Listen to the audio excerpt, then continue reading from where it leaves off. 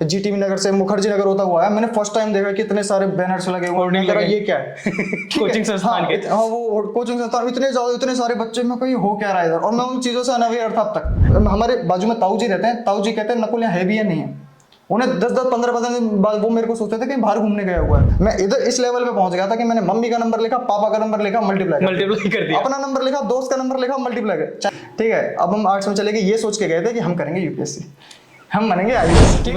नमस्ते, sprint live देख रहे हैं और हमारे साथ आज नकुल चौधरी हैं जिनका 410 रैंक के साथ एसएससी सीजीएल 2022 में चयन हुआ है। इस चयन के पीछे काफी बड़ी कहानी है, जहां पे पबजी का भी जिक्र होता है, या फिर कहें कि कॉलेज से बंक करने का भी जिक्र होता है, या फिर कहें कि सेल्फ स्टडी गांव में ही रहकर पढ़ाई करके एसएससी सीजीएल 2022 को क्रैक करने का भी जिक्र होता है। तो सबसे पहले नकुल, आपको ढेर सारी शुभकामनाएं।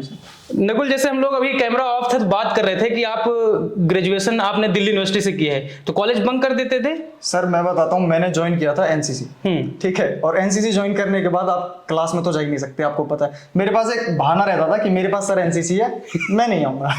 ठीक है, मैं एनसीसी का वो दिखा के, भाई यूनिफॉर्म रहती थी उसको दिखा के मैं बंक पे ही रहता था। क्लास में ही लगा लो दिन के अंदर 6 लेक्चर होते हैं, तो मैं एक में गया नहीं गया। मेरे 2 दोस्त थे साथ में, हम तीनों 3 साल साथ ही रहे हैं और मजे मारे पूरे कॉलेज में। पढ़ाई एक दिन भी नहीं की, एक आकर भी नहीं पढ़े थे अपने कॉलेज लाइफ में। पबजी भी खेलते थे उस दौरान? पबजी तो सर इतना खेलता था, आपको क्या बताऊं, 8-10 घंटे तो मेरे कहीं नहीं गए। पहले तो कॉलेज गया तो कॉलेज, वरना घर आया तो घर आते ही बैग साइड में लेट गया। मेरे बेड का कोना होता है वो मेरा था लेटने का, सिराने के साथ। उसमें मेरे को 8 से 10 घंटे पबजी खेलना ये मेरा था। मम्मी पापा सब दुखी मेरे से। मम्मी कहती थी बेटा पढ़ ले, मेरा जवाब यही कि अभी तो बहुत उम्र पड़ी है ना। ये पहली की बात जब मैं कॉलेज में था। और जो 2 मेरे वैसे भी आपकी उम्र अभी 21 साल ही है। हाँ जी सर, अभी मेरी 21 साल उम्र है। वो सही टाइम पे मम्मी के कहने से, मम्मी के तानों से समझ आ गई, पापा को देखकर समझ आ गई, और मेरे को सीजीएल की मैंने तैयारी शुरू कर दी सर। अच्छा, जैसे पबजी एक ऐसी बुरी लत होती है, जैसे आदमी कहीं ना कहीं एक प्रकार दुनिया से कट ही जाता है। पबजी मतलब वही गोली चलाना, ये वो खेलता रहता है। उसके बाद पबजी से डायरेक्ट मतलब आपका हृदय ऐसा परिवर्तन हुआ कि एसएससी सीजीएल 2022-21 उसके पहले भी कई एग्जाम क्लियर कर दिए। ऐसा कैसे हुआ सर? असल में हुआ कि जब मैं पबजी खेला करता था तो असल में मैं पापा से बहुत डरता था ना, कि भाई पापा से तो हर कोई डरता, सभी लोग डरते हैं। पापा आते, मेरा ऐसे मैं इतना अटेंटिव रहता था कि पापा आए और मैंने फोन बंद किया, ठीक है। रात को मैं खेल रहा हूँ, पापा जी मेरे चुपचाप आते थे, बोलते ना विजिलेंस कंबल के अंदर लगाओ, कंबल के अंदर लगाओ, पापा चुपचाप आते थे। मेरा रहता था हल्की सी आहट हुई, मैंने फोन छुपाया, ठीक है, दोस्तों के साथ खेला करता। असल में बताऊं तो हम कोई भी लत है, गेम की है, शराब की है, किसी भी चीज की लत है ना, वो हम अपने ऊपर खुद ही हावी होने देते हैं। हावी मेरे ऊपर वो नहीं थी, मैं उसके ऊपर था। मेरे को खेलना पसंद था, मैं खेलता था।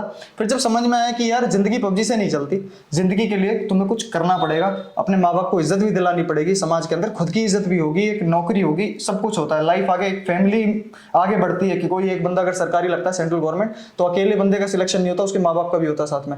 अब ये चीज एक दिन हिट हुई। अब हिट ऐसी हुई कि फिर वो ऐसा नहीं है कि मैंने पबजी भाई मैं डिलीट कर दिया, अब नहीं खेलूंगा, ऐसा नहीं था।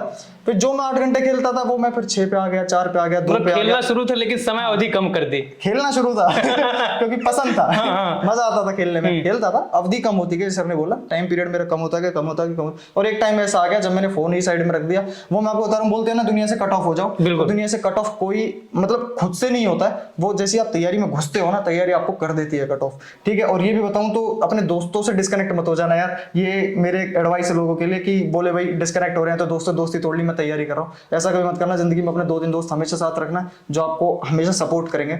मेरे कुछ ना कुछ नया सीखने को भी मिलता है। नया सीखने को मिलता है सर। मेरे जो 2 दोस्त हैं, दिल्ली के दोस्त है, दिल्ली यूनिवर्सिटी से पढ़ा, वहीं से मेरे दोस्त बने। वो दोस्त ऐसे हैं सर, मेरा जो भी एग्जाम हुआ है ना, मेरे को एग्जाम दिलाने लेके गए, ठीक है। उन्होंने मेरे को इतना सपोर्ट किया है। तो अपनी जिंदगी में ना एक ना तो 2 दोस्त हमेशा ऐसे रखना जो तुम्हारी तरक्की पे खुश हो। मेरे पास भी ऐसे दोस्त हैं। और दोस्त अच्छा, आप दोस्ती की बात कर रहे हैं तो यहीं पे चर्चा कर लेते हैं। हालांकि मेरा इरादा था कि लास्ट में करूंगा कि आपका क्लियर हुआ तो आपके किसी दोस्त ने आपका सहयोग किया था, उसके बाद आपने उसका सहयोग करके जीएसटी इंस्पेक्टर में उसका सिलेक्शन करवा दिया। ये क्या कहानी है? वो दूसरा दोस्त है। अच्छा, वो दूसरा दोस्त। असल में एक मेरा स्कूल फ्रेंड है जिनके सर बात कर रहे हैं, ये वाले मेरे कॉलेज फ्रेंड थे। जो मेरे स्कूल फ्रेंड है, जब मेरा सिलेक्शन हुआ तो मेरा फर्ज बनता है कि मैं उनकी भी हेल्प करूं। बिल्कुल बिल्कुल। जो चीजें मेरी समझ में आ गई हैं तैयारी से, हो सकता है उनके लिए वो बेनिफिट हो जाए, उनको मैं एक शॉर्टकट बता दूं कि भाई यहाँ से भी चीजें हो सकती क्योंकि आपने उस तैयारी की मैं है, वो तो पता तैयारी है। कर चुका हूँ, तो मेरा फर्ज बनता है, क्योंकि उसकी फैमिली भी मेरी फैमिली जैसी है, उसके पापा मेरे पापा हैं, ठीक है, बिल्कुल ऐसा हिसाब किताब है। अब उनके माँ बाप को देखता हूँ तो ऐसा लगता है ना उनको भी ये खुशी मिलनी चाहिए, बिल्कुल बिल्कुल। तो उनको भी मैंने सपोर्ट किया, गाइड किया, ये सारी चीजें मतलब कहनी नहीं चाहिए, क्योंकि असली थैंक यू वहीं से मिलता है, जो हृदय हाँ, से जो दिल निकले। से मिलता है। बिल्कुल। मैंने उनके माता पिता को रात को जब रिजल्ट आया, रात को लेट रिजल्ट आया था 10-11 बजे, मैंने उनको 1:30 बजे फोन किया, उनके माता पिता को, पिताजी को फोन किया मैंने अपने दोस्त के, और उनसे पूछा आपके लड़के को इंस्पेक्टर बनवा दिया है, तो वो बड़े खुश हुए और उन्होंने कहा कि बेटा आप दोनों बहुत कामयाब हो, आप दोनों अच्छी अच्छी पोस्ट पे लग चुके हैं। असली खुशी उसी असली समय खुशी थी। उस वक्त लगी। ठीक, जैसे कि आप बता रहे थे कि पबजी खेलते थे, उसके बाद तैयारी शुरू की, तो पहला स्टेप आपका क्या था कि मतलब मन में आया कि एसएससी सीजीएल की अब तैयारी करनी है, तो पहला स्टेप आपका क्या था? सर पहला स्टेप तो यही था भैया, तैयारी तो कर लूं, लेकिन करूं किस चीज की, क्योंकि जानकारी कुछ होती नहीं कुछ पहले। नहीं पता सर। बिल्कुल। मेरे को असल में बताऊं तो बचपन में जैसा नहीं रहता कि मूवी देख ली सीबीआई की, हाँ। मेरे को ये नहीं पता सीबीआई लगते कहां से, हाँ, लेकिन बनना है। बनना है, हाँ। ऐसे वाला हिसाब था कि भैया नौकरी चाहिए, अब ये नहीं पता सीजीएल से बनते क्या है, सीजीएल को पेपर है बस इतना पता है। मेरे एक फ्रेंड थे जो बताया, 2 दोस्त थे उनके अंदर, एक मेरे दोस्त थे वो काफी अच्छे दोस्त हैं, उन्होंने मुझे अपने सिलेबस के बारे में बताया, मैंने उनसे कॉल पे सिलेबस पूछा, भाई ये तो बता दे इसमें होता क्या है, उन्होंने मुझे सिलेबस बताया, मैंने सिलेबस नोट किया, वो सिलेबस देखने के बाद मैं देख रहा हूँ ये तो मैंने पढ़ रखे हैं, 10वीं में पढ़े थे, हर कोई पढ़े रखता है, बिल्कुल। लेकिन वो आते तो नहीं है, वो जैसे एक सर की वीडियो में बताया, लेवल थोड़ा और बड़ा हो जाता है। हाँ। वो मैंने भाई एक बुक पढ़ी थी घर पे, पैरामाउंट की भैया की पढ़ी थी, जो मेरे कजन लगते हैं, तो मैंने कहा चलो भाई करते हैं, आता है मेरे को तो मैं तो तुर्रम खाऊं, ठीक है। मैंने बुक खोली, पहला क्वेश्चन किया सर नहीं हुआ, दूसरा क्वेश्चन किया नहीं हुआ, तीसरा क्वेश्चन किया नहीं है, क्वेश्चन बंद करी फेंक दी, मैं कहा मेरी बस की बात नहीं है। अब उसके आगे फिर? अब उसके आगे फिर ये होता है कि भाई समझ में ये चीज आई उस वक्त कि भाई जब किताब से कब होगा जब तुझे कुछ आता होगा, तुझे कुछ आता ही नहीं है, ठीक है। फिर मैंने यूट्यूब पे गया और एक मैंने कसम खा रखी थी, कोचिंग नहीं लूंगा, ठीक है, सेल्फ स्टडी से करूंगा। हाँ। कोचिंग ले सकते हैं, ऐसा नहीं हम एलिजिबल नहीं थे भाई कि हमारे माँ बाप हमको सपोर्ट नहीं कर सकते थे, सपोर्ट कर सकते फाइनेंशियली, पढ़ाई के लिए तो हर माँ बाप सपोर्ट करते हैं। सपोर्ट भी करता है, तो अपना ये नहीं था कि भाई हम ले नहीं सकते, मेरा था लूंगा नहीं, ठीक है। तो यूट्यूब से मैंने टीचर से ही पढ़ा, जो टीचर कोचिंग देते हैं वो यूट्यूब पर भी कंटेंट डालते हैं, तो यूट्यूब से ही फिर धीरे धीरे करके किसी टीचर के बारे में पता चला, फिर किसी टीचर के बारे में, फिर किसी इस प्रकार से आपने एसएससी सीजीएल की शुरुआत की थी। ठीक, जैसे अभी हम लोग मुखर्जी नगर वजीराबाद होते हुए यहाँ पे अपने ऑफिस पे आए हैं, तो आप कह रहे थे यार इतनी होर्डिंग लगी, कितनी भी कोचिंग संस्थान होते हैं यहाँ पे, तो पूरा हब बना हुआ है, आपको उसके बारे में जानकारी नहीं थी? बिल्कुल भी नहीं, बिल्कुल भी नहीं थी। आपने घर में रहकर सेल्फ स्टडी की, तो ऐसा भी संभव है कि गांव में घर में रहकर भी सेल्फ स्टडी से एसएससी सीजीएल क्लियर किया जा सकता है? बिल्कुल संभव, उदाहरण आप हैं। बिल्कुल, मैं सामने लाइव एग्जांपल बैठा हूँ, आप घर पे बैठ के भी सिलेक्शन कर सकते हो और करवा सकते हो, आपको किसी कोचिंग में जाने की जरूरत नहीं है।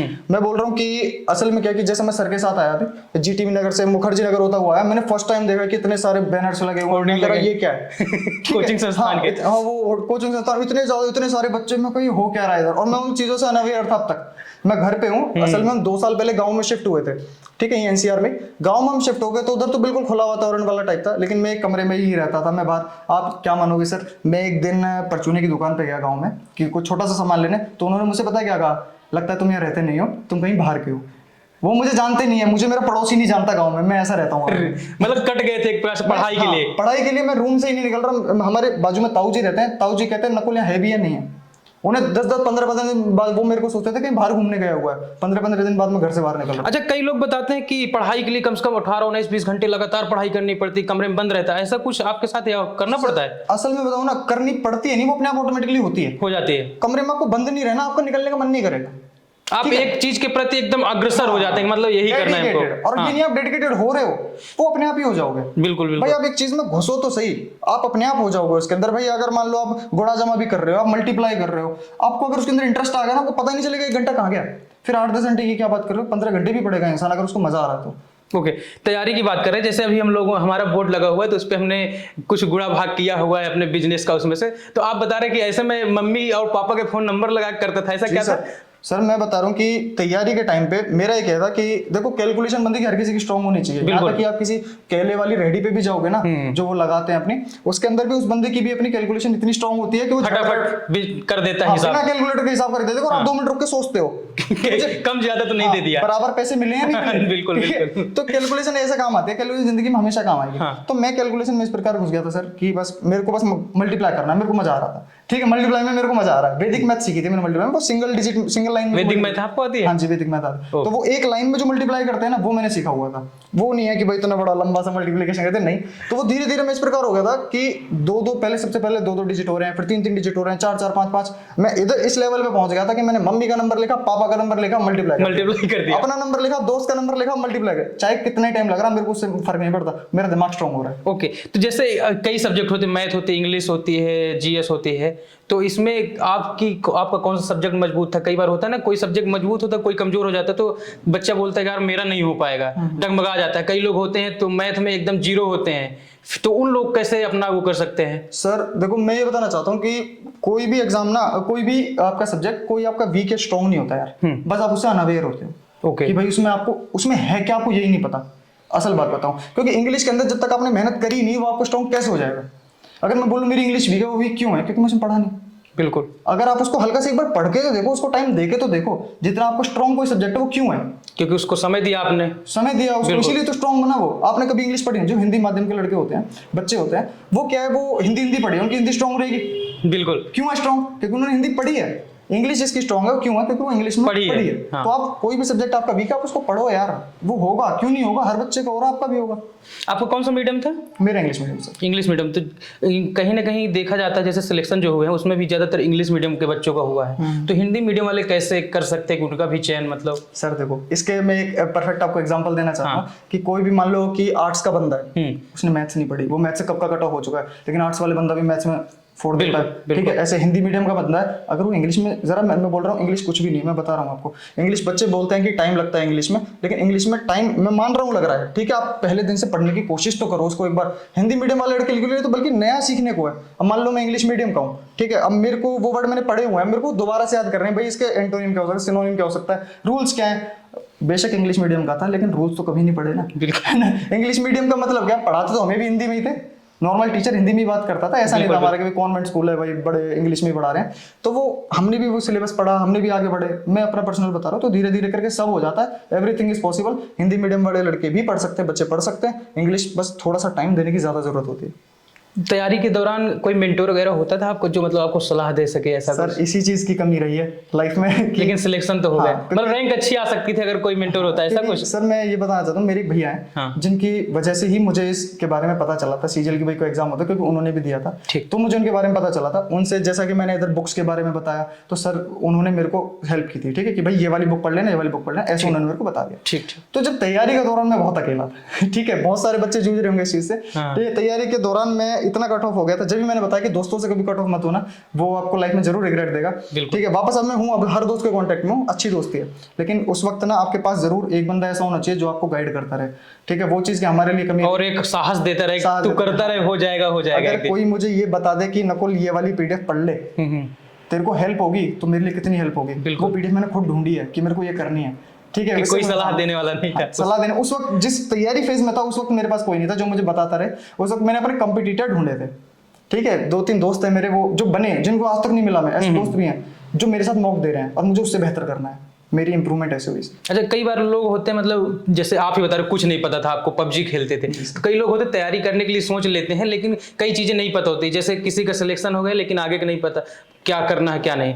तो आप जैसे बताना चाहें कि क्या इसका स्टेप होता है, जैसे एग्जाम कितने होते हैं, फिर उसका डॉक्यूमेंट वेरिफिकेशन, फिर उसके क्या आगे प्रोसेस होता है? सर देखो, इस बार से 2022 से क्या है कि इसका कुछ पैटर्न भी चेंज हुआ है, इसका पैटर्न चेंज हो चुका है। ठीक है, अगर आप 21 वाले की बोलो, मैं आपको मुंह ज़बानी सब कुछ बता दूंगा, 22 वाले की भी बता सकता हूँ। क्या कि पैटर्न चेंज हो गया। प्री जो है वो सिर्फ क्वालिफाइंग है। देखो, सबसे पहले होता है आपका प्री एग्जाम, हर किसी का, वो प्रीलिम्स बोलते हैं, जैसे कि भाई ये छाटनी करने के लिए बच्चों की। ठीक है, प्रीलिम्स आपने दे दिया, वो है अब सिर्फ क्वालिफाइंग। ठीक है, भाई ये कट ऑफ निकलेगा, उससे आपको क्वालिफाई करना, नंबर नहीं जोड़ेंगे आपके। प्री होने के बाद सिर्फ एक ही पेपर है दोस्तों, सीजीएल का सिर्फ एक ही पेपर है। अब 21 के अंदर हमने बड़ी परेशानी से ही है, उसमें भी आपका चयन हो गया था? हाँ, 21 वाले में मेरा रुक कहाँ गया था?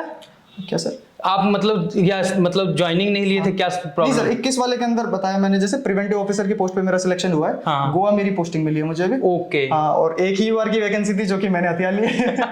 तो 21 के अंदर मेरा वहां सिलेक्शन हुआ है, और 22 के अंदर मेरी ऑल इंडिया रैंक रही है 410। ठीक है, और मेरे को वो थोड़ी पोस्ट प्रेफरेंस में कुछ हेरा फेरी हुई है, जिसका मैं अब तो कुछ नहीं कर सकते। मुझे डिविजनल अकाउंटेंट मिला है, जो कि मुझे होम पोस्टिंग मिल जाएगी। ओके जी सर।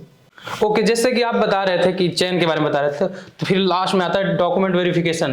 तो वो उसका प्रक्रिया क्या होता है, अगर उसके बारे में सर बताना देखो, चाहें? 22 से अभी जो 2022 है, इससे पहले क्या होता था कि भाई आपका जैसे फाइनल हो गया, आपका भाई फाइनल रिजल्ट आ गया, आप भाई ये बन गए, वो रिजल्ट आने से पहले होगा एक डीबी, डॉक्यूमेंट वेरिफिकेशन, जो कराइए एसएससी अपनी तरफ से ऑर्गेनाइज। ठीक है, आप पहले उस डीबी में जाओगे, आप डॉक्यूमेंट में सिलेक्ट हो गए वेरिफिकेशन में, फिर उसके बाद आपका ही रिजल्ट आएगा फाइनल। लेकिन 22 के अंदर क्या हुआ है, वो वाला स्टेप ही हटा दिया डॉक्यूमेंट वेरिफिकेशन का, वो जो एसएससी कराता था। ओके, अब मतलब क्या होगा लेकिन किसी होगा, दूसरे, लेकिन नहीं, अब वो पहले क्या होता था कि पहले तो एसएससी ने ऑर्गेनाइज कराया, हाँ। एक डॉक्यूमेंट वेरिफिकेशन हो गया, ओके। फिर उसके बाद बच्चे का रिजल्ट आ गया, बच्चा भी बन गया, मैं इंस्पेक्टर बन गया, कुछ हो गया, फिर उसके बाद जिस डिपार्टमेंट में हो गया एसएससी का, वहां काम खत्म है, फाइनल रिजल्ट के बाद एसएससी काम खत्म होता है, वो फिर उसके डॉसियर्स भेज देते हैं उस डिपार्टमेंट में जिसमें उसका सिलेक्शन हुआ।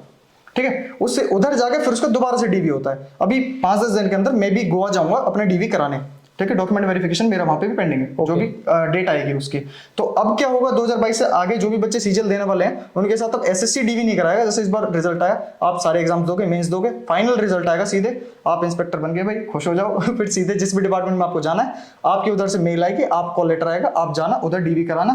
फिर उधर फिजिकल मेडिकल होते हैं सर, वो बड़े नाम मात्र नाम के होते हैं कि ऐसा कुछ नहीं है कि बहुत हाई एलिजिबल क्राइटेरिया है, बस 2 पोस्ट हैं जिनके अंदर अच्छा होता है, सीबीआई एंड एनआईए। ओके, ठीक है, और उसके बाद फिर आपका फाइनल सिलेक्शन हो जाता है। अच्छा, नकुल के मन में कभी ऐसा ख्याल नहीं आया कि मैं यूपीएससी क्लियर कर लूं? सर ये तो आपने दुखती रस पे हाथ रख दिया कि असल में मैं हूँ नॉन मेडिकल बैकग्राउंड का। हाँ। ठीक है, पापा सोचते थे कि लड़का हमारा बेटा हमारा आईएएस बनेगा, है ना, कि लड़का बहुत पढ़ने में अच्छा है। ठीक है, हम थे भी स्कूल टाइम में बहुत अच्छे थे। तो स्कूल के बाद क्या हुआ कि हमने ले ली बीए लिया है, नॉन मेडिकल ग्रेजुएशन हमने बीए लिया। हाँ। हमने स्ट्रीम ही चेंज कर दी, आर्ट्स में चले गए। ठीक है, अब हम आर्ट्स में चले गए, ये सोच के गए थे कि हम करेंगे यूपीएससी, हम बनेंगे आईएएस। मतलब वहां से एक मेरी नींव रख जाएगी बीए से। हाँ, बीए से मेरी नींव रख जाएगी और मैं आईएएस बनूंगा और पापा का नाम रोशन करूंगा।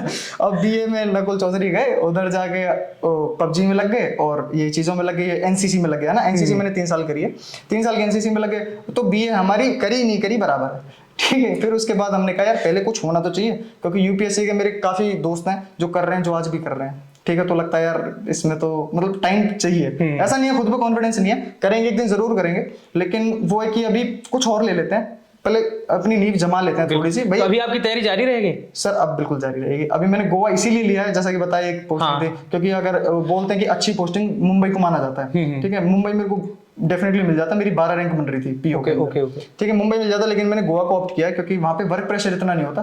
तो मेरी प्लानिंग अभी यही है, अभी तक यही है, स्पार्क है माइंड में कि मैं आगे जाके वहां।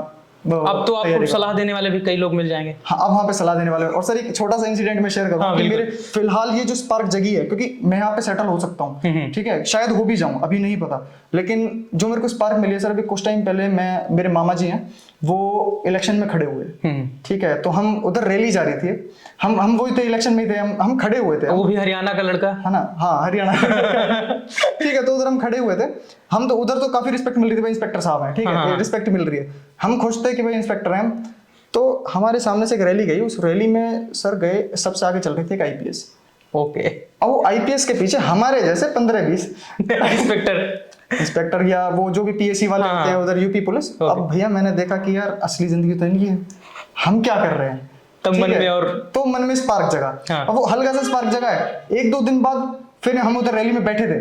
ठीक है, उधर वो आईपीएस अधिकारी दोबारा आ गए। ठीक है, अब दोबारा से आईपीएस अधिकारी आ गई, अब फिर दोबारा हमारे माइंड में स्पार्क जगी। अब वो स्पार्क फिलहाल चालू है, अब वो देखते हैं गोवा में जाके, अब वो फायर का रुख लेती है, बहुत जाती है। कोई नहीं, जो बच्चा कॉलेज की ग्रेजुएशन के टाइम पे कॉलेज बंक कर सकता है, पबजी को जिसकी लत हो, वो एसएससी सीजीएल क्लियर कर सकता है, तो डेफिनेटली कहीं ना कहीं वो यूपीएससी भी क्लियर कर लेगा। तो हमारे साथ नकुल थे, जिनसे बात करके कम से कम मैं 4-5 घंटे से नकुल से एनर्जी जिस प्रकार से ना लगता है कि हाँ गवर्नमेंट ऑफिसर्स ऐसे होता है। तो thank you Nakul, thank you sir, फिर मिलते हैं जब आपका यूपीएससी क्लियर हो जाएगा। ठीक है सर।